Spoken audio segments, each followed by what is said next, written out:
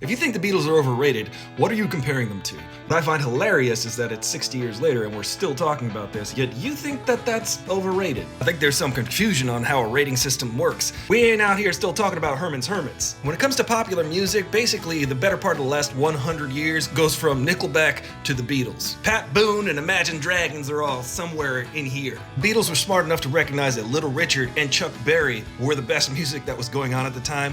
We the best music! And the Beatles were always quick to make sure that the world knew that those black artists were the creators of rock and roll, and that's where that music came from. The Beatles used their platform to help spread that word. Unlike another major artist at the time, Elvis, which was pretty darn cool because it was the 60s, you know what I mean? The early 60s. Even the Beatles have their heroes. Word. You ain't gotta like the Beatles, but you can't say that they're overrated. You're just trying to be too cool for school, man. You cannot overrate something that started that rating system. Now, I've been going on for days about this, and notice I ain't even mentioned the music yet.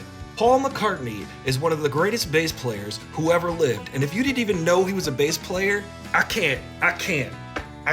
You will be hard-pressed to find any bass player who disagrees. And I'm a bass player. He also plays piano, guitar, drums, mandolin, ukulele, among other things. Elvis couldn't even play guitar at first. I don't hate Elvis, but come on now. Send this to your friend who says the Beatles are overrated. Like this video if you agree, and like it if you don't. Follow for more.